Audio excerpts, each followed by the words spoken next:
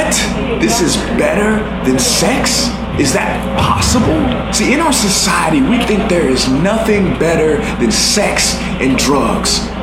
But is that true? Is there really nothing in this big world that's better than sex? Well, maybe there is.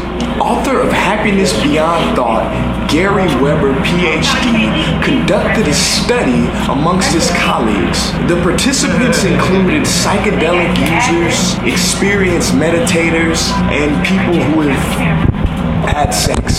And he created a survey to rank the pleasure experienced in these different states.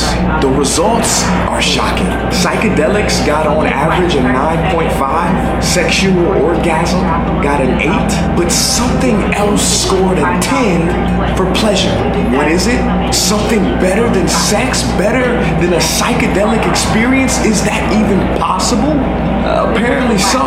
This mysterious category is called a non-dual state. And yes, compared to drugs and psychedelics, the non-dual state ranked higher for pleasure. So what is a non-dual state and how do we get it? Is it something religious or spiritual? Oh, interestingly enough, it is found in every religious tradition on earth. And you've probably experienced it without even knowing it. Some call it the I am. Eastern traditions call the practice Advaita Vedanta.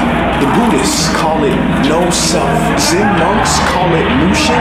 The Taoists call it one with Tao, when the dance and the dancer merge as one. Christians call it Christ consciousness. The Hindus call it Krishna consciousness. Essentially, it is to see through the eyes of God. And for those of you that don't like the G word, essentially it is to see the world without judgment or projection. It is not a belief. It is actually the dropping of all beliefs. The pure awareness that exists beyond thought. To see without any personal I present. A pure, undivided space of awareness. Now, if this sounds a little hippie, a little spiritual, wishy-washy, I'm gonna explain it. I'm gonna break it down to you right now. And I'm only gonna say it once, okay? So you gotta listen close. Basically, it's kind of like when that. Did you catch it? That's it. For that moment, you were totally without mental noise and projection. Did you catch it? Did you see it? Well, that's it. Now imagine that space expanded into your daily life. Now there have been many books written on this, everything from Eckhart Tolle's Power of Now to Ram Dass's Be Here Now. It is the eternal nowness. Now what do I think personally? Well, personally, I agree with the study. I mean, you know, sex is great. Sex is good.